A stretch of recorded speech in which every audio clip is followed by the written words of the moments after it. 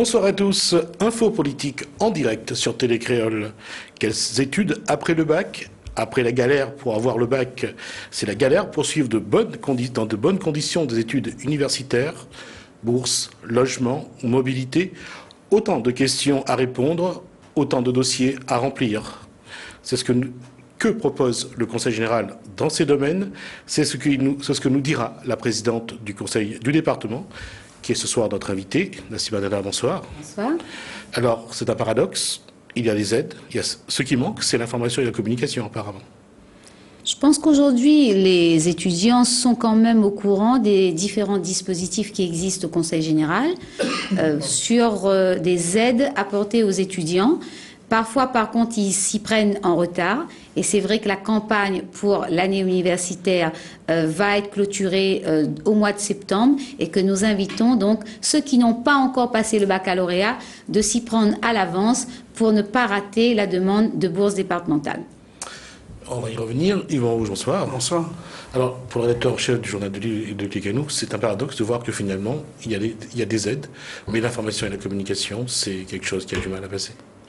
Déjà, effectivement, l'information et la communication, ce sont deux choses différentes, tout à fait. Mais alors, ce qu'il faut dire, et ça va expliquer un petit peu le pourquoi de cette émission ce soir, qui tombe bien, d'ailleurs, qui tombe à pic, c'est que nous sommes en pleine période du baccalauréat. Les lycéens de terminale passent le bac, et comme vous le savez, puisque vous êtes parents aussi, le bac, ça génère un double stress, un stress pour les enfants, excusez-moi, pour les jeunes hommes et les jeunes filles qui passent le bac, d'accord, mais ça génère un stress pour les parents aussi. Déjà, le stress de savoir est-ce que nos enfants vont obtenir leur bac, les élèves eux-mêmes se posent cette question, est-ce que je vais obtenir mon bac?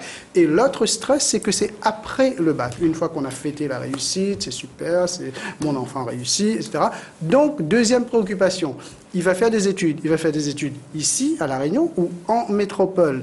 Donc, qui dit études, dit, certains diront dépenses, moi je dirais investissement, parce qu'on investit sur le jeune. Donc, il faut trouver de l'argent. C'est pas évident. S'il y a un enfant, voire même deux, parfois trois, qui passent le bac, d'autres qui sont déjà étudiants, il faut inscrire l'enfant l'élève à l'université ou dans une prépa. Qui dit prépa, c'est payant et c'est même très cher parfois. Et une fois qu'on a fait ça, il faut trouver un logement parce que par rapport à la distance, si les enfants habitent, donc il faut trouver tout ça. Ce qu'il faut expliquer, c'est que les collectivités aident. Il existe des aides. Il y a un dispositif d'aide des collectivités locales, les deux principales, et on va parler du Conseil général de ce soir, mais ces aides existent et les élèves, et notamment les parents, parce que les élèves, eux, ils ont la tête dans le guidon en ce moment, ce sont les parents qui se préoccupent de tout ça. Les parents le savent, mais le savent parfois de façon globale, c'est-à-dire ils savent qu'il y a un ensemble de dispositifs, mais ils ne le savent pas dans les détails. Ils ne savent pas, par exemple, que le Conseil général dépense 17 millions pour les aides départementales aux étudiants. Il y a aussi des aides pour le CNARM, dans le cadre de l'alternance, pour la mobilité, etc. Donc, voilà, c'est ce qu'on va expliquer ce soir. Et ce qu'il faudrait dire aussi aux jeunes, je ne sais pas s'ils l'ont déjà fait, certains le savent, d'autres peut-être pas, c'est qu'il faut s'inscrire sur NetBourse. Et il y en a qui se disent parce qu'ils ne sont pas éligibles à la bourse, donc ils ne s'inscrivent pas. Or, s'inscrire, ça peut leur permettre aussi d'obtenir un logement, ce qui reste quand même un casse-tête pour beaucoup de parents, notamment qui veulent loger leurs enfants. Alors, on va lancer cette émission sur deux choses. On va parler d'information. On va écouter un jeune de lycéen de Saint-André qui passe son bac actuellement, donc il n'est pas devant la télé, il m'a dit qu'il ne pourra pas se voir, mais on va quand même envoyer sa question. Et après, je vous proposerai d'écouter donc, Michael Prébé, donc, qui va dans un instant, vous poser une question. Et après, je vous proposerai d'écouter les témoignages d'une mère qui va vous dire aussi, puisqu'on parle de calvaire, c'est quoi son enfant n'est pas boursier. Son enfant a eu droit à un article cette semaine dans le Journal de Lille. Donc, on verra aussi ce problème-là. On va voir que finalement, la galère, c'est pas seulement d'aller chercher l'argent, c'est aussi d'attendre. Donc on va commencer d'abord par la première question donc, de Michael Prébé. On va écouter, savoir, et je vous ai dit tout à l'heure qu'on n'a pas parfois on n'a pas l'information. Écoutez donc Michael Prébé vous poser sa question. Bonsoir Madame la Présidente, je me présente, je m'appelle Michael Prébé, j'ai 19 ans, je suis au lycée Saradat de Saint-André. Donc voilà, ma question de ce soir se pose sur la bourse, c'est-à-dire après notre bac, on n'a pas eu de renseignements sur la bourse départementale. Et c'est pour savoir comment ça se passe. Il faut monter le dossier sur NetBourse et voilà quoi. Merci beaucoup. Oui, Nassima Nadar, quand on parle d'information, et c'est parce que je suis parti le voir pour lui demander de poser s'il y avait une question à vous poser, et là il a découvert qu'il y avait une bourse départementale. C'est surprenant. Ah oui, c'est surprenant. Parce que malgré tout, nous recevons, enfin cette année, nous avons reçu 17 000 dossiers, et il y a 10 500 étudiants qui perçoivent la bourse du Conseil général. Alors, il y a une chose, et vraiment Yves Montrouge a raison de bien préciser, il y a la bourse de l'État. Et souvent, les parents qui n'ont pas la bourse d'État ne font pas la demande au Conseil général parce qu'ils croient qu'ils ne sont pas éligibles. Ce ne sont pas les mêmes critères. Ce ne sont pas les mêmes critères. On peut avoir des revenus jusqu'à 80 000 euros, les parents, 80 000 euros, et bénéficier annuel et bénéficier de la bourse départementale avec 5 échelons. Si vous êtes à l'échelon maximum, vous touchez plus. Minimum, vous touchez entre 500 euros, mais ça n'est pas négligeable malgré tout quand on est étudiant, qu'il s'agisse des études à La Réunion ou en métropole, voire même en Europe. Alors, je vous propose maintenant d'écouter donc Gladys Souillot, donc j'ai rencontré, qui va donc vous témoigner de difficultés de son enfant qui est non boursier, mais qui a choisi la mobilité, et en même temps, elle va vous parler de ceux qui sont boursiers et le temps que l'argent arrive. D'accord? Nous écoutons donc Gladys Souillot. Préparer le post-bac pour mon fils qui n'est pas boursier, c'était très difficile. Dans la limite où on a droit à rien, quoi, ou très peu de choses. Et tout ce qu'on a droit, en fait, c'est après. Donc, il faut toujours, il faut avancer l'argent, quoi. Il faut toujours avancer l'argent. Et donc, ce qui veut dire qu'on part de rien au départ. Et si on n'a pas des parents qui nous mettent un petit peu de sous de côté depuis quelques années pour préparer justement son marmaille, je suis désolée, hein, soi-disant mobilité, mais s'il n'y a pas les parents derrière qui accompagnent et qui aident l'enfant, ils trouvent quand même les aides, on a beau avoir des aides de tout ce qu'il y a maintenant, c'est sûr, c'est rendre service, c'est marmaille. Mais même pour les boursiers, la bourse arrive très tard, donc ceux qui ont des problèmes de logement, il faut qu'ils avancent les sous pour le logement, pour tout ce qui est inscription, pour tout ce qui est tout autour, quoi, le CROUS, la BU et tout. Et souvent ils sont en train de se plaindre parce que ils n'ont pas d'argent d'avance, hein.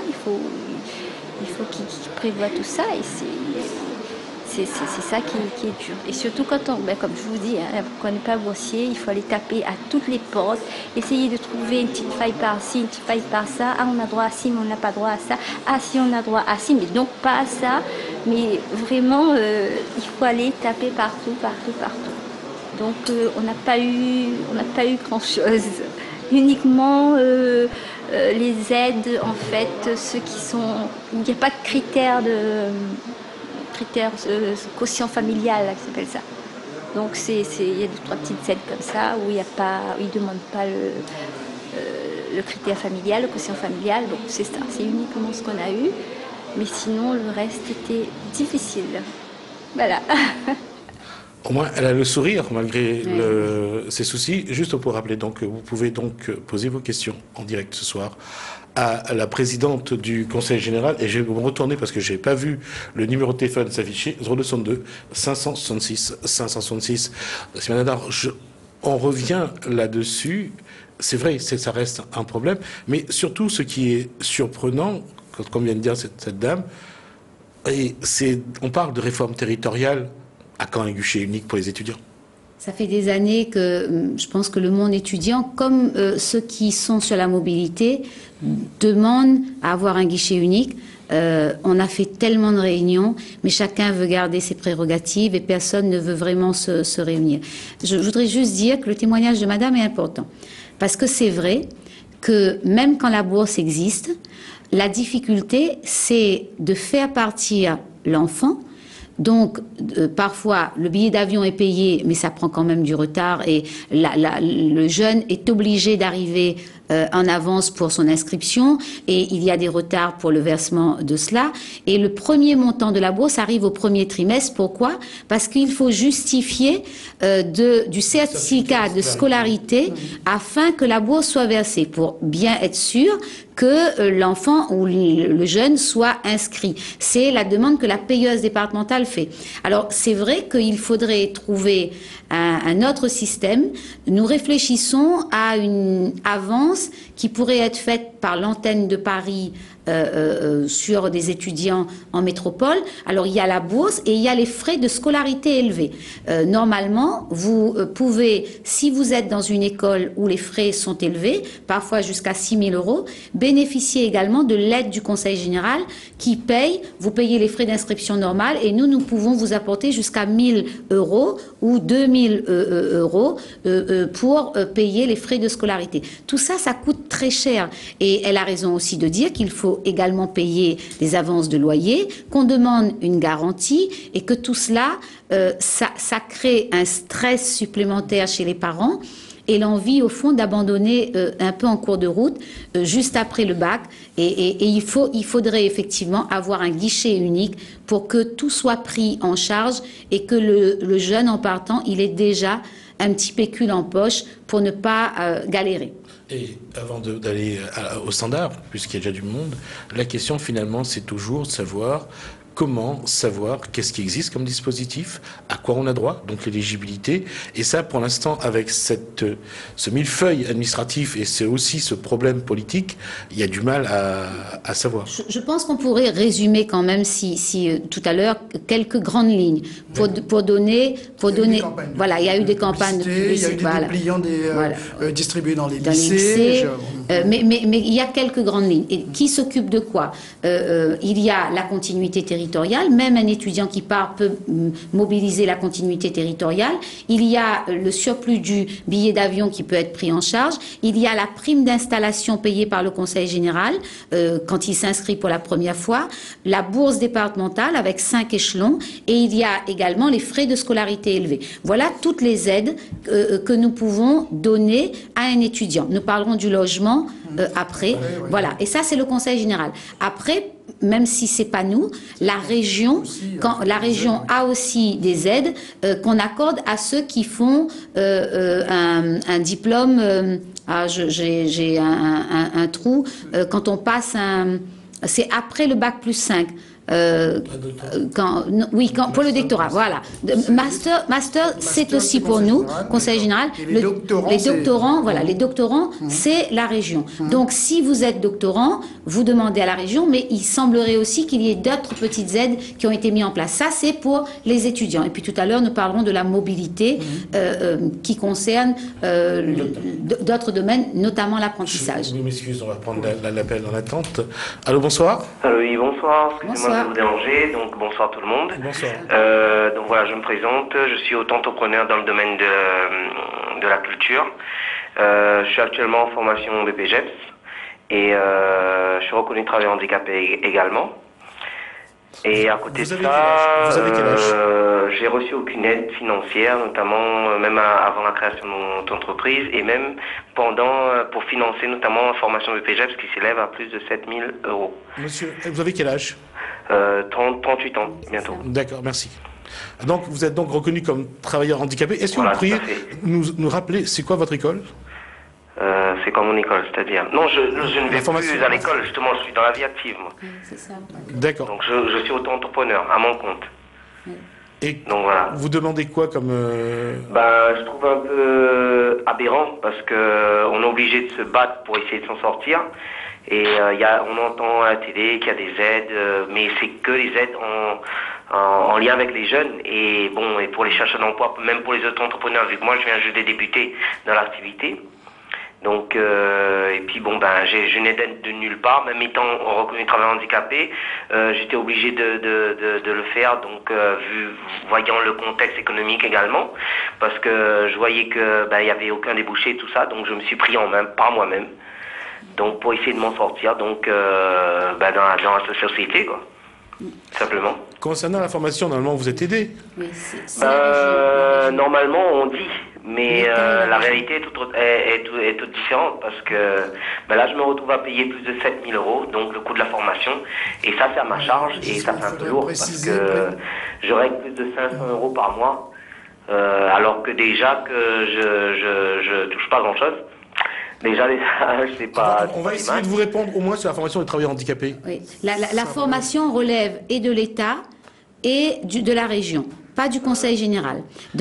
Mais voilà, même pour les travailleurs handicapés. Donc, tout ce qui touche la formation, c'est les aides du Pôle emploi, aides de l'État, et Réunion qui met en place donc son plan de formation pour 3 ans ou 5 ans, le PADF. Et donc, par contre, vous pouvez bénéficier des aides du réseau Point Chance. Quand vous êtes auto-entrepreneur, le réseau Point Chance, l'ADIE, donc avec tout ce réseau, peut vous aider, vous accompagner, même financièrement, mais ça dépend des secteurs. Il a raison, pourquoi ? C'est quand même le millefeuille dans la formation professionnelle.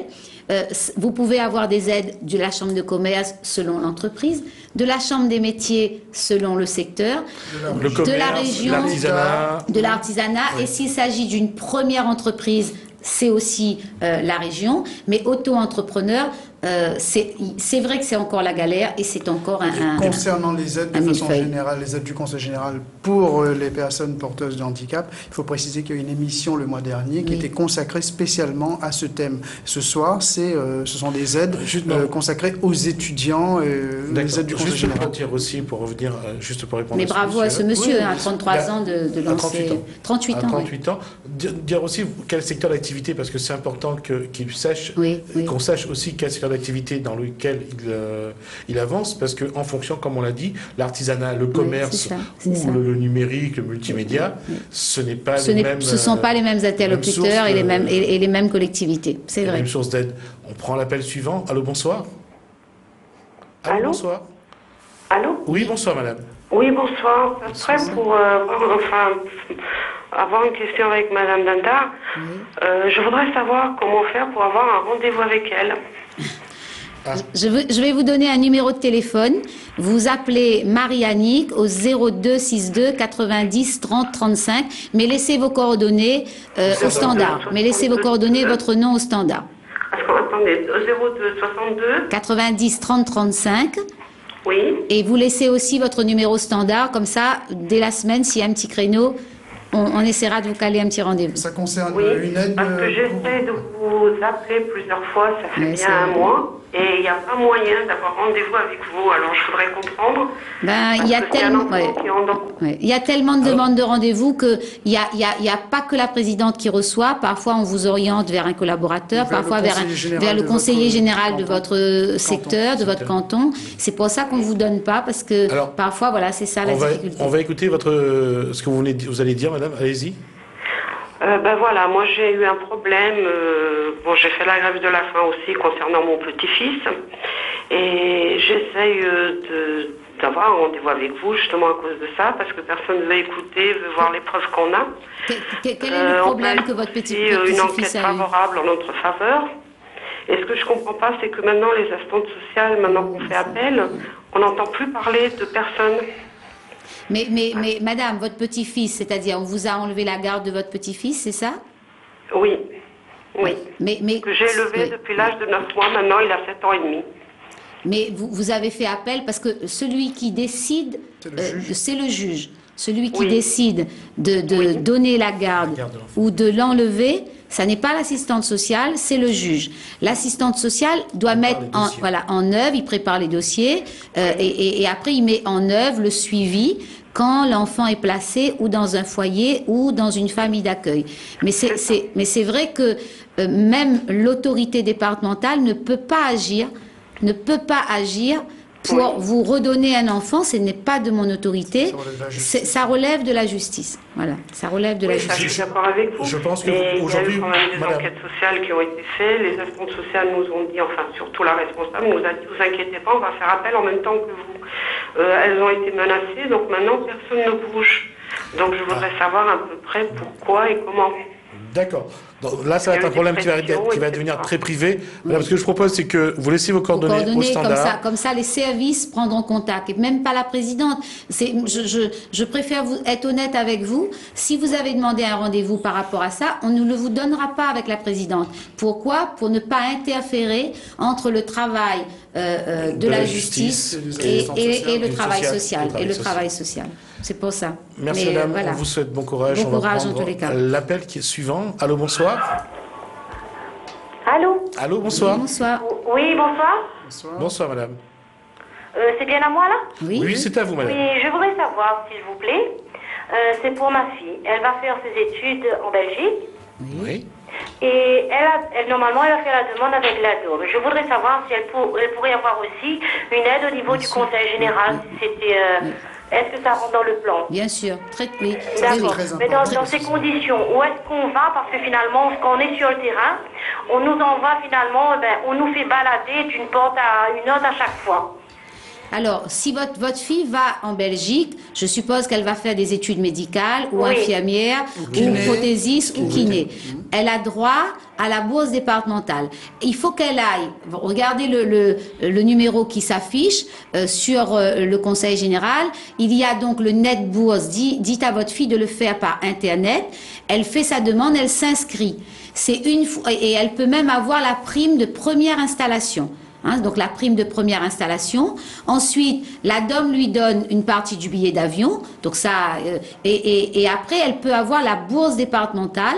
Et également, là, il n'y a pas de frais de scolarité très élevés en Belgique. Et donc, oui, elle peut s'inscrire pour avoir une bourse départementale dès à présent. C'est encore possible. La campagne n'est pas clôturée. Donc, n'hésitez pas. Dites à votre fille de s'inscrire sur le net. Elle va sur Internet et puis elle tape Net Bourse. Net Bourse, tout simplement. Voilà. C'est bon, madame? D'accord. Voilà, donc j'espère qu'elle le fera dans les temps. Lui, il n'est pas Et encore lui, étudiant. il n'est pas étudiant, mais il Ça a va tout venir. compris. Voilà, super. Merci. D'accord, merci et bon courage aussi à vous, Nassima Neda. Merci beaucoup. Bonne Alors, soirée. Au Merci, revoir. madame. Merci, madame. Et merci pour ce gazouille qui a fait plaisir à Yves Rouge. À nous aussi. À nous On a aussi. passé l'âge, Jasmia, rêvez pas trop quand même. On va y revenir. On va revenir sur le logement Oui. et la mobilité. On va retourner vers ces jeunes qu'on a eu, qui va vous poser une question. Alors, je vais vous montrer quelque chose qui parfois gêne lorsqu'on s'inscrit sur un dossier sur NetBourse. On va écouter Sharifa Abdou. Elle va vous poser une question qui vous paraître simple, mais vraiment. Mais parfois, c'est des petits détails Oui, parfois je qui sais. gênent. On écoute donc Sharifia Abdou. Bonsoir Madame la Présidente, je m'appelle Abdou Sharifia, j'ai 18 ans, je suis au lycée Sarda Garriga à Saint-André. J'aimerais savoir pour la NetBourse, quand on nous envoie le récépissé, si on pouvait l'avoir plus facilement. D'accord. Oui. Allez, c'est pratique. Oui, je pense qu'elle a raison. On pourrait simplifier la réception du récépissé et même le faire directement par NetBourse. Ce qu'il faut savoir, c'est que maintenant, sur votre portable, votre iPhone, vous pouvez faire votre inscription de bourse et consulter votre dossier de bourse. On vous donne, quand vous vous inscrivez, on vous donne un numéro. Et donc, quand ça traîne, vous n'avez pas reçu de réponse, etc., vous tapez le numéro et en ligne, sur votre portable, vous pouvez suivre où en est l'état de l'instruction du dossier. Donc ça, c'est une petite avancée. Mais c'est vrai qu'au niveau du récépissé, peut-être qu'on pourrait aussi le faire par Internet. C'est une très bonne... Parce qu'il l'envoie par la poste. Lorsque le dossier est rempli, il faut attendre le récépissé pour être sûr que le dossier a été validé. Et c'est vrai qu'il faudrait mettre un insigne, c'est tout simple. Je retiens votre proposition et j'en parle au service informatique. Écoutez, maintenant, on va parler un peu de mobilité maintenant avec Maëva Aubois qui, elle, souhaitait partir en métropole, faire un BTS en alternance. Et vous allez voir que ça n'a pas été simple pour elle, donc je crois qu'elle va rester. Mais voilà sa question. On écoute donc Maëva Aubois. Bonsoir Madame la Présidente, je m'appelle Maëva Aubois, j'ai 18 ans. Ce serait pour vous demander par rapport aux normes, je me suis renseignée et ils m'ont dit que je ne pourrais pas avoir d'aide parce que je devais faire un BTS en alternance pour partir en métropole, mais c'était pour savoir s'il n'y avait pas d'autre aide pour un BTS normal pour partir. Alors, je l'ai écouté, il y a un petit problème quelque part. Il y a un problème. En fait, vous pouvez bénéficier de l'aide du CNAM avec le billet d'avion, avec, pareil, une allocation d'installation, même les coûts de téléphone, un supplément pour le logement et l'indemnité forfaitaire, et même un surplus avec les BTS en alternance en métropole. Votre patron on l'incite à vous prendre en lui donnant 250 € par mois. Et donc, vous pouvez bénéficier jusqu'à 95% du SMIC si vous prenez. Donc, je ne sais pas qui vous avez eu au CNAM, mais je pense qu'on peut afficher aussi un numéro pour que vous pouvez appeler le 02 62 46 34 63. Oui, le CNAM donne des aides, quel que soit le BTS, en alternance. Au contraire, en métropole, en formation continue, vous avez droit aux aides du CNAM. Voilà. Comme quoi, un petit détail peut... Elle a du mal à être enseignée, peut-être pas au bon endroit, je ne sais pas. Mais non, ça existe bien. Et je le dis à tous ceux qui veulent préparer un BTS en métropole, parce qu'ils ne trouvent pas de patron ici, ils peuvent bénéficier d'une aide du CNAM, avec la prise en charge du billet d'avion, avec même la possibilité du retour, qui est payé, le billet retour est payé, même pour rentrer une fois, 800 et quelques euros. Vous appelez ça prime vacances? La prime vacances, oui, parce qu'on se dit que le jeune, malgré tout, il faut qu'il vienne se ressourcer. Qu'il vienne se ressourcer. Donc, il peut préparer un BTS en alternance. J'invite les parents à demander à leurs jeunes de faire le pas, parce que des études courtes, un BTS, ça ouvre sur l'emploi plus facilement parfois que des grandes études. Oui. Alors, on va prendre l'appel qui est au standard. Allô, bonsoir. Allô. Bonsoir. Bonsoir, monsieur. Bonsoir. Non, j'étais toujours en ligne parce qu'on m'a dit d'attendre parce que je voulais parler à madame la présidente. Vous êtes en direct? Oui, on vous écoute. Quelle est votre question? Ma question, je voulais savoir si ce soir, il parle pour les services d'habitat pour les personnes âgées. Normalement, mais posez votre question. Mais posez votre question. Ben c'est ça, c'est pour savoir parce que j'ai fait une demande et puis comme je suis une personne âgée et comme j'ai été opérée, enfin tout, j'ai glissé dans ma baignoire, j'ai vu une éventation presque tout et j'ai déjà écrit un dossier là-bas avec elle. Même je lui ai écrit la route du Général de Gaulle pour avoir un entretien, j'ai pas de réponse. Et tout à l'heure une dame, parce que moi j'aimerais bien aller la voir à son bureau, parce que j'ai entendu tout à l'heure, il y avait un numéro 0692, mais c'est pas le temps que je prends un stylo, un papier, j'ai pas compris 90, 30, je sais pas combien. 02 62 90 30 35, mais madame, si vous êtes en perte d'autonomie, les personnes âgées, vous avez plus de 60 ans, vous êtes prioritaire. Si vous avez fait un dossier, est-ce que vous avez un numéro de dossier? Oui, j'ai un dossier.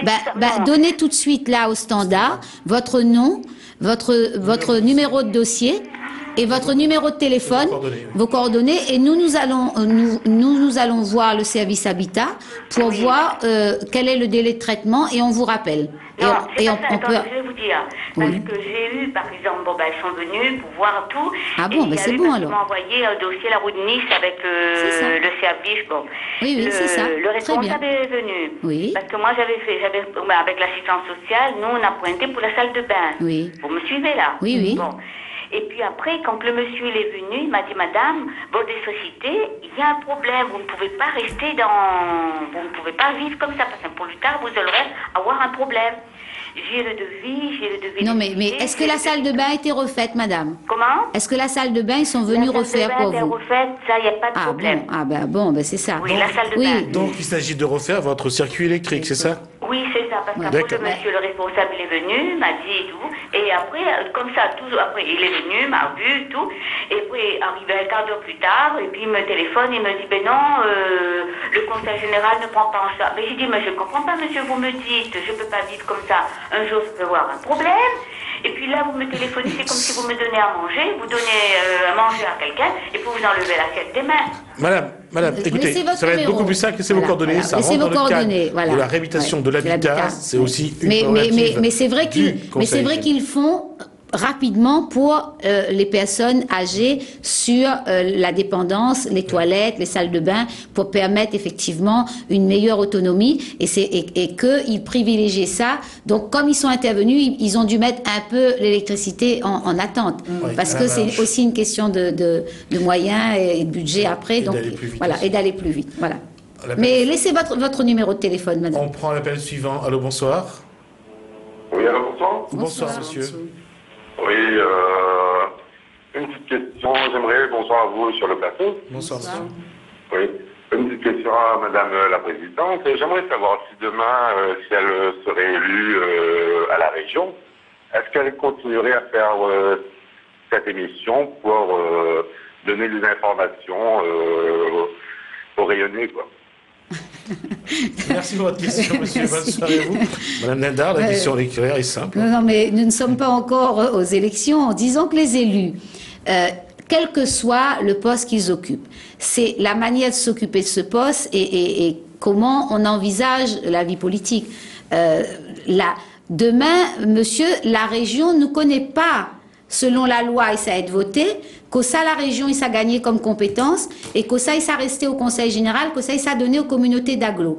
La loi, il s'est on ne sait pas non plus, est-ce qu'il va y avoir un Conseil général et un Conseil régional, ou est-ce qu'il y aura, d'ici à 2020, une assemblée unique. Donc, en fait, nous-mêmes, voilà, monsieur, moi-même, elle est présidente, mais je ne connais pas si le Conseil général, il s'arrête debout de la Réunion, ou bien si ça va couper notre tête et ça a dit que le Conseil général n'existe plus et qu'un peu des affaires, ça sera la communauté d'agglo et un peu des affaires, ça sera la région. Alors, donc il faut attendre la loi, mais je pense que pour le moment, à titre personnel, nous devons garder encore le Conseil général pour préparer autre chose, mais que ça ne peut pas se faire aussi rapidement, parce que la Réunion est particulière. La question du monsieur, c'est que si demain vous êtes présidente de cette assemblée unique d'ici à 2020, vous continuerez toujours à faire cette émission pour informer le public. Disons télécréole, j'espère que ma gagne revenir le plus longtemps possible sur télécréole pour causer avec les Réunionnais. Ça, c'est moi pour être en présence de Gismi. C'est gentil. Et pour écouter les auditeurs. Allô, bonsoir. Allô. Allô? Oui, bonsoir madame. Oui, bonsoir monsieur. En fait, je vous appelle puisque bon, moi j'aimerais poser une question en direct à madame la présidente. Oui. Voilà, j'ai mon fils qui a déjà fait pratiquement 4 années d'études et dans tout ce qui est notarial, et aujourd'hui on lui demande de faire valider ses études en effectuant un stage d'1 année chez un notaire. Donc il est en métropole et il a déjà fait pratiquement 300 candidatures spontanées avec diverses recherches, et il n'y a aucun notaire qui veut bien le prendre pour valider ses études. Et ce qui veut dire qu'il va perdre les 4 années d'études et les 4 années d'investissement qu'on a déjà fait pour lui. Je voulais savoir, est-ce qu'il y a une solution à ce problème? Et il est obligé de le faire en métropole ou non, il peut venir ici? Non, il peut très bien le faire ici, mais on a fait autant les démarches ici. Le souci, c'est que comme c'est de l'alternance, ça va être 1 année d'alternance, il est obligé de jongler entre l'école et le stage, sauf qu'il n'y a aucun vraiment notaire. Bon, on a téléphoné partout, on a vu en métropole, on a vu à La Réunion, personne ne veut prendre ces jeunes-là. Enfin, il n'est pas le seul dans le cas. Ces jeunes-là en stage, donc ça veut dire qu'ils vont tout perdre au niveau déjà de leurs études, de l'investissement qu'on a effectué. Hein. Oui. Et voilà, je voulais savoir, est-ce qu'il y a une solution à ces problèmes que rencontrent ces jeunes, notamment dans ce domaine d'études? Alors, le problème de l'alternance, madame, c'est bien sûr le coût que doit porter l'entreprise. L'employeur doit rémunérer le stagiaire. En fait, l'employeur doit rémunérer le stagiaire. Et donc souvent, les notaires sont réticents ou les entreprises sont réticentes.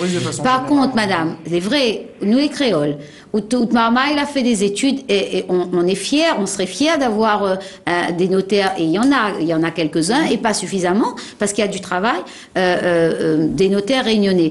Est-ce que vous avez écrit à la Chambre des notaires? Parce que bon, récemment, il y avait le salon de la maison, voilà, et il y avait la Chambre des notaires qui était présente. Donc j'y suis allée et j'ai expliqué mon cas. Et les notaires eux-mêmes, je ne sais pas si c'est vrai ou pas, hein, mais ils sont aussi désespérés que moi. Comment ça? Ils disent que eux-mêmes, ils ont du mal à s'en sortir, qu'à ce jour, ils ne voient pas comment est-ce qu'ils peuvent rémunérer un jeune. Et le pire, c'est que, par exemple, moi, dans mon cas, j'ai déjà pisté 4 ans, ce qui veut dire qu'à la limite, juste pour valider ses études, j'ai même proposé à ce qu'on le rémunère pas. Gratuitement. Et même là, voilà, gratuitement, ils ne veulent même pas. Oui, parce Sauf que la loi, la loi demande, personne ne peut contourner la loi.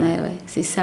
D'accord. Mais à ce moment-là, quand un jeune entreprend ce type d'études, qui va en métropole, etc., est-ce qu'il est orienté? Est-ce qu'on lui donne tous ces points? Est-ce qu'on lui explique que, attends, dans 4 ans, tu vas être confronté à la loi de l'alternance et que si tu n'as pas la possibilité de faire ton stage, tu vas perdre tes 4 ans d'études?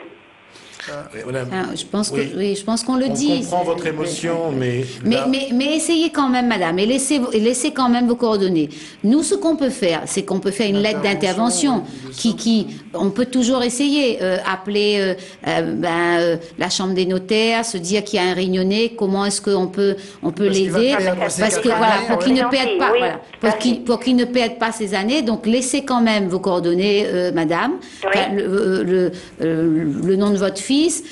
Où c'est qu'il est, en quelle région en métropole, et surtout un numéro de téléphone. Et surtout un numéro de téléphone. En fait, c'est vrai qu'à la base il est à Montpellier, mais on a testé dans toutes les régions de métropole, tout ce qu'on connaissait, on a fait le tour, quoi. Je veux dire, c'est vrai que c'est grand, mais on a vraiment, j'ai l'impression qu'on a vraiment fait le tour. Mais bon, je vous laisse tout à l'heure en antenne. La question soulève une autre question. Madame parle des études notariales, mais la loi est mal faite sur ces études-là, mais aussi sur les concours au niveau des collectivités territoriales. Vous passez un concours d'attaché, si une commune ou un conseil général ou la région ne vous embauche pas pendant 4 ans, je crois, vous perdez le bénéfice du concours. C'est injuste. C'est injuste. Donc c'est vrai qu'il faut demander aux députés de faire en sorte que ça devient tellement difficile pour des parents de payer des études, de suivre, et à des jeunes de s'investir, qu'on ne doit pas pouvoir perdre, au moins pendant 10 ans, le bénéfice d'un concours ou des études notariales. Parce des études notariales, d'un concours, mais de tous les BTS, s'ils ne trouvent pas une entreprise qui les accepte, et ben ils valident pas leur acquis. Et ça, c'est une grande injustice, parce que parfois, le mama, il veut travailler, il galère, il essaye, et personne ne lui apporte une solution, il perd le bénéfice de son concours. Pareil pour les pompiers. Là, on a 3 pompiers réunionnais, ils sont allés passer le concours à Mayotte. Pour l'année dernière, j'ai recruté les 3, mais ceux-là, parce qu'il faut qu'ils gardent le bénéfice de leur concours. Ils ont sué, ils ont travaillé, il n'y a pas de raison que vous, au bout de 2 ans, vous ne soyez plus sur la liste d'aptitude. La loi est tellement mal faite, parce que moi-même, je le vois, en tant que rédacteur en chef du JA, et j'ai des demandes de stage qui m'arrivent, les stages en alternance, et les jeunes, parfois, vous supplient en vous disant... Prenez-moi, c'est pas la peine de payer. Je dis, mais c'est pas possible parce qu'il y a un système d'assurance derrière. Si vous arrive quelque chose, donc on aura des problèmes. On ne peut pas. Et ils vont même jusqu'à dire, ne nous payez pas. Mais au moins, on va pas perdre le bénéfice de notre scolarité. C'est très, très mal fait. Il faut revoir. Ça, c'est vraiment mal fait. Mais nous, par exemple, on est déjà intervenu, on a déjà écrit, mais il faudrait une vraie mobilisation de tous les partis politiques et de tous les parlementaires. Ça relève du législatif. Ça relève du législatif. D'accord. On prend l'appel suivant. Allô, bonsoir. Allô. Oui, bonsoir. Oui, bonsoir, monsieur. Bonsoir, madame. Alors, j'ai pris l'émission, mais en cours. Est-ce qu'on peut parler des personnes âgées là? Allez-y, madame, posez votre question. Bon. Madame Deda, bonsoir. Bonsoir. Donc, j'ai ma mère de 84 ans, dont j'héberge. Moi, j'ai même 64 ans depuis 23 ans. Donc, on l'a mis dans une maison toute neuve. Mon ex-mari, parce que je suis divorcée entre-temps, je parle directement à la question. Ce qui me surprend maintenant, elle est dans une maison insalubre. Et mon ex-mari m'a dit, sa belle-mère n'avait pas de problème avec. On a continué à la laisser dans notre maison. Aujourd'hui, donc, on demande de l'aide pour enlever l'insalubrité de la maison. On me répond, moi je suis la fille, on prend mon revenu d'imposition à moi, les impôts de mon ex-mari, qui veut plus s'aimer, bien sûr, il est divorcé, mais il a demandé quand même, par politesse, par dignité, il a dit c'est quand même son ex-belle-mère, et par respect pour ses petits-enfants, on l'a laissé dans la maison. On a monté un dossier, on nous avait dit qu'il n'y avait pas de souci du moment que ma mère signe un document disant qu'elle a toujours été hébergée à titre gratuit et que moi, en tant que fille, je signe un document comme quoi j'acceptais jusqu'à sa fin de vie de l'héberger et on aurait eu l'aide à l'amélioration de l'habitat. Je ne comprends pas, jusqu'aujourd'hui, on a déposé un dossier pour l'électricité, ça a été refusé d'une part, et d'autre part, comme c'est quand même ma maman, et même en difficulté, moi-même j'ai un petit revenu en tant que retraité, mon ex-mari a recollaboré avec moi, vu qu'il a quand même des enfants avec moi et c'est mon premier petit-fils qui s'occupe d'elle. De nouveau, on l'a remis dans un petit F2, valeur à peu près 25 à 30 000 euros. Je ne comprends pas parce qu'elle a été donc hospitalisée dernièrement et elle a eu un AVC. Ça s'est aggravé. L'assistante sociale de l'hôpital nous a demandé est-ce qu'on la met en famille d'accueil. On a dit non, comme on est une famille unie, on veut toujours continuer notre maman jusqu'à la fin de ses jours. On a demandé l'aide de la PA, on nous a dit c'est seulement dans 2 mois, ou 3 mois peut-être. Ou que depuis maintenant, elle est suivie par l'hospitalisation à domicile. Donc d'une part, aucune aide dans l'amélioration de l'habitat. On a dû refaire nous-mêmes de nos propres moyens quelque chose de neuf. Et je vous dis, malgré nos revenus très modestes, quelqu'un qui est divorcé, qui continue à assumer. Là, et je ne comprends pas pourquoi on nous a dit le fait de nous prendre nos revenus à nous et non le revenu de maman. Oui, parce que c'est le propriétaire. Elle a toujours été hébergée à titre gratuit. Non, je comprends. En fait, votre question... Je redis que mon ex-mari, moi, au moment où on était en communauté, on a fait une maison toute neuve pour la mettre dedans. Étant la première d'une famille, vous savez comment ça se passe. On fait une maison, on met maman dedans.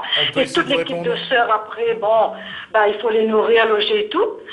Le fait qu'on a tout fait, tout ça gratuitement, mais maintenant les temps ont changé, on n'arrive plus à assumer tout.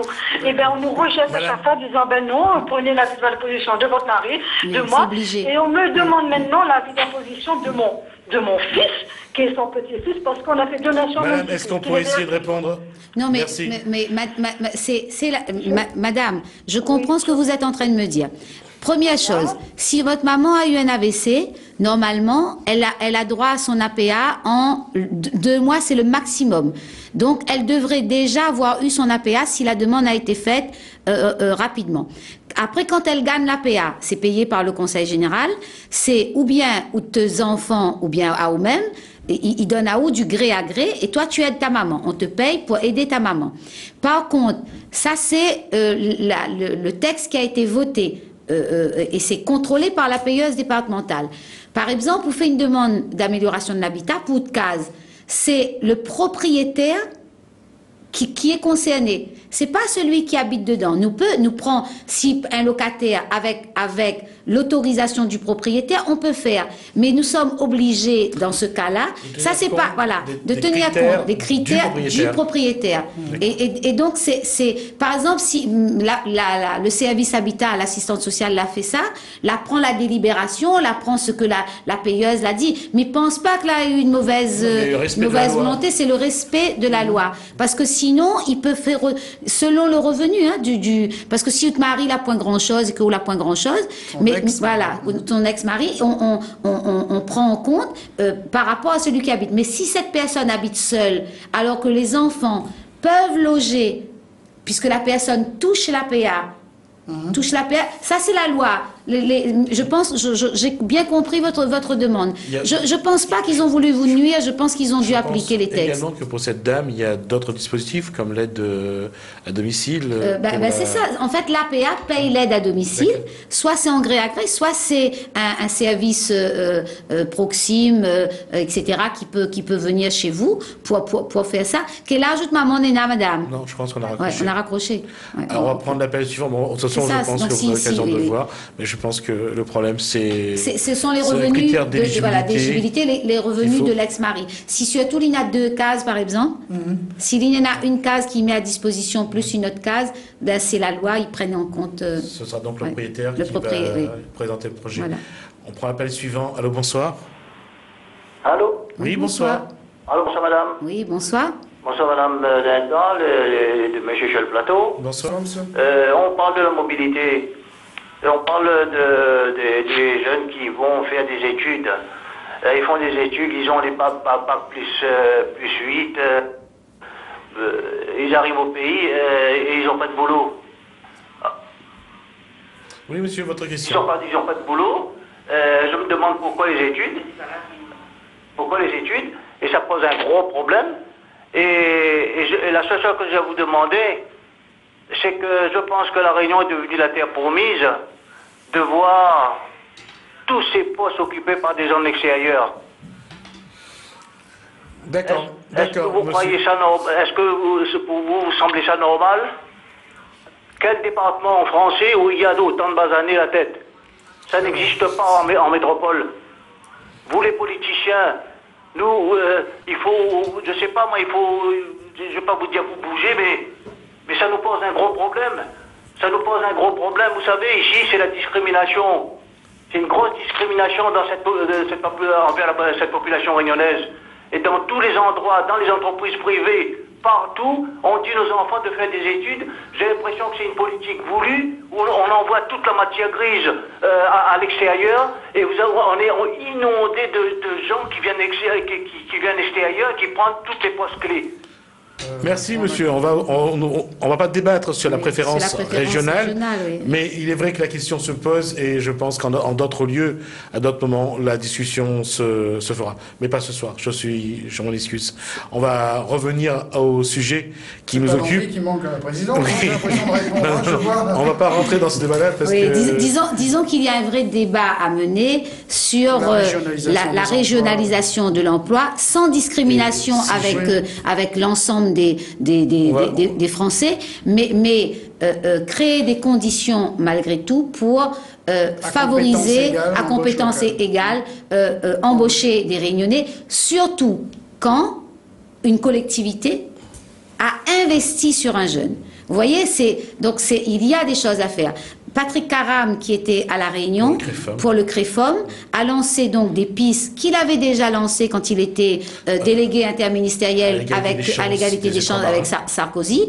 Et donc c'est vrai qu'il faudrait une mobilisation de tous, sans discrimination. Mais quand on a investi, un territoire a investi sur un jeune, nous devrions également permettre en fonction de certains critères, de faire en sorte qu'il y ait retour sur investissement, mais pas faire partir la matière grise. Par contre, je redonne mon point de vue, il faut malgré tout favoriser la mobilité, parce qu'il y a 9 à 10 000 jeunes qui sortent du système scolaire tous les ans, et il n'y a pas suffisamment de création de postes pour ces gens. Donc, malgré tout, il faut aussi accompagner et favoriser la mobilité, et c'est bon pour l'ouverture d'esprit. On va faire parler, on va laisser Alain Abeg, donc pour Alain Abeg, et surtout pour le logement, il y a 3 lycéens qui vont s'exprimer sur le logement et le transport, et après on écoute Alain Abeg de suite.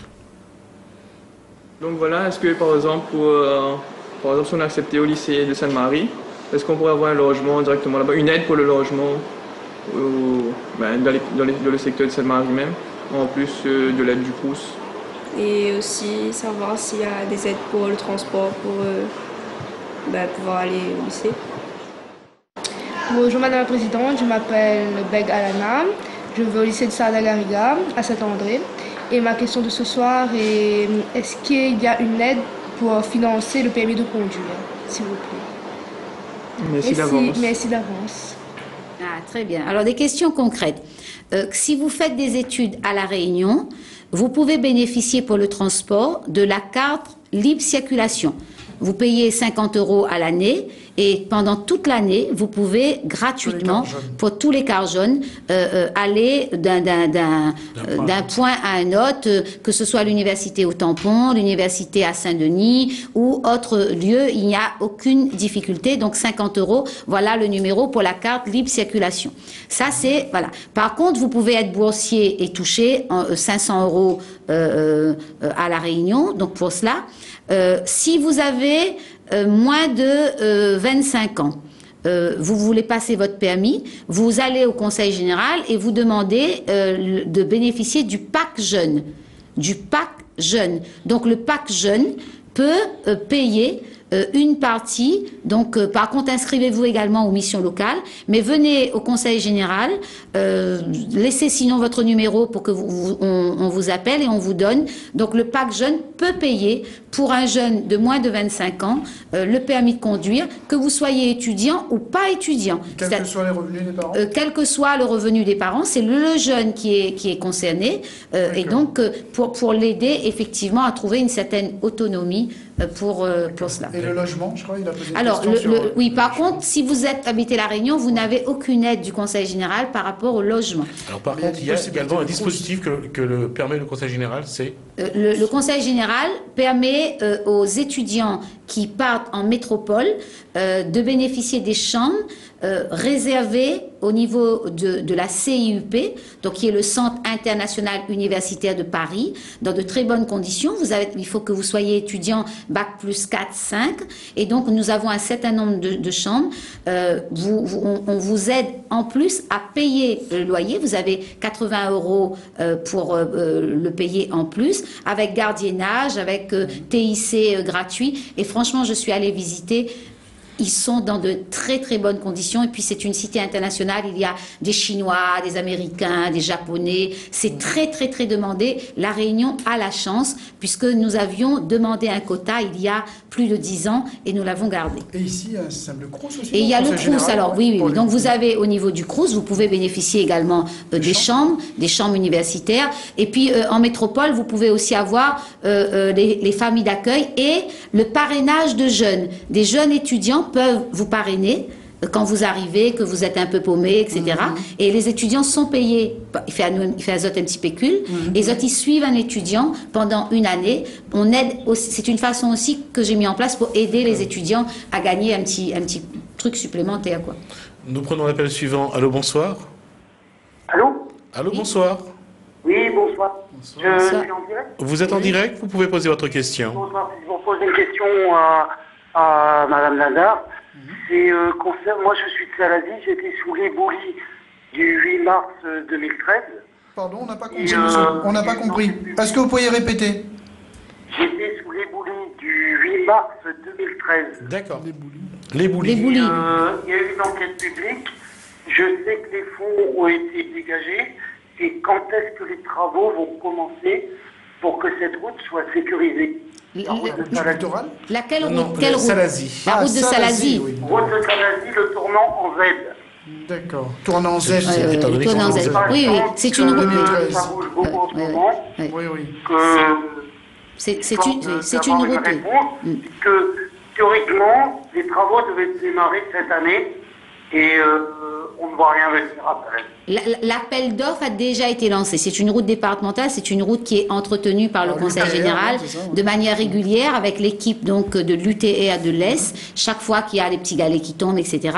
Mais c'est vrai que sur ce tournant, il y a de gros travaux. Les travaux sont déjà lancés, l'appel d'offres. Donc là, c'est au niveau des services techniques. Avec la difficulté, c'est que ce sont des procédures qui sont longues. Il suffit que l'appel d'offres soit infructueux, il suffit que tout ça, donc ça prend du temps. Mais ce sont des travaux qui sont lancés. Il n'y a pas de souci à se faire. Et pour information, monsieur, le budget a déjà été... Le budget est voté, etc. Donc c'est juste maintenant une question de délai et de procédure, quoi. Mais on va demander, je pense que votre maire, Stéphane Foissin, il suit ça avec une vigilance accrue. Il nous reste un peu moins de 5 minutes. On va conclure sur ce sujet de post-bac. Aujourd'hui, au-delà des dispositifs qui existent, est-ce qu'aujourd'hui, il faut que ce soit le Conseil général ou d'autres institutions, est-ce qu'il faut vraiment travailler encore un peu sur l'information et la communication? Je pense que tout ce qui touche la formation, les études post-bac, l'accompagnement à la mobilité, doit pouvoir être coordonné au niveau d'un service, par micro-région peut-être, ou bien un seul service, pour donner de la lisibilité et également pour optimiser les différentes aides qui existent. C'est une volonté politique, mais c'est une volonté qui traîne parce que un, il y a ce que la loi donne comme compétence. Deux, il y a aussi de la part des élus ou des administrations la volonté de garder chacun son précaré, etc. Donc il y a ça. Et c'est vrai que ne pas mettre les formations en même temps, parce qu'un jeune, il vient, quand il a toutes les informations, il se dit, plutôt que d'aller faire des études, cette formation m'intéresse parce que ça, je peux, mais à condition qu'il ait le vrai suivi et l'accompagnement. Oui. C'est bien le projet de vie de ces jeunes qui est le plus important et non pas les dispositifs. Ça vaut pour tout, pour les études, pour la prise en charge des personnes âgées, pour les politiques de l'emploi, toutes les politiques. On vote des dispositifs à l'Assemblée. Ensuite, l'administration doit appliquer la mise en œuvre d'un dispositif en regardant la loi, elle a dit quoi, aller voir l'alinéa comme ça, comme ci. Et ça crée de l'embouteillage, des retards, alors qu'en fait, les dispositifs devraient cheminer par un guichet unique. Voilà, par un guichet unique. Et les politiques publiques, un élu, il n'est pas là pour parler des dispositifs. Lui, il est là pour accompagner une population. Donc c'est comme ça qu'on voit les carences de ça. Et il y en a. On en a parlé pour les personnes porteuses de handicap, il y en a sur l'accompagnement des politiques de mobilité. Mais je vais vous le dire, il faut aussi former les élus à ça. Pas seulement les élus. Il y a de la formation des élus, et les élus, au fond, ils ne sont pas formés, ils apprennent sur le tas. Et moi, je finis par connaître un peu toutes, parce que c'est des dispositifs que j'ai votés moi-même et que je suis là depuis quelques années. Donc, pour tout apprendre, c'est vrai. Et puis, pour connaître qui fait quoi. Mais c'est compliqué de savoir exactement qui fait quoi sur un labyrinthe administratif. C'est un labyrinthe. Oh. Et après, l'administration gère aussi un dossier. Oui. Et donc, ils tatillonnent un dossier. Et c'est pas de leur faute. C'est parce que la loi leur a donné à faire ci, faire ça. La loi a besoin de sécuriser pour pas qu'il y ait des travers ou des abus, etc. Mais parfois, ça fait perdre beaucoup d'énergie, beaucoup de temps à ceux qui ont besoin, comme pour des études post-bac, d'avoir des réponses adéquates le plus rapidement possible et dans l'urgence. Merci Madame Nadar, merci d'avoir répondu à nos questions. Je rappelle donc que vous êtes la présidente du Conseil général et que ce soir était donc question du post-bac et les aides. De toute façon, tout est sur le site. Je pense qu'il faut consulter. C'est le numéro de téléphone également. Voilà. Merci à vous de nous avoir suivis. Merci pour votre fidélité. Merci à la réalisation. Merci à Rémi Labedan et au service com du Conseil général. Merci Yvon Rouge. Nous vous donnons rendez-vous la semaine prochaine. Passez une bonne soirée avec Télé Créole. Bonsoir chez vous.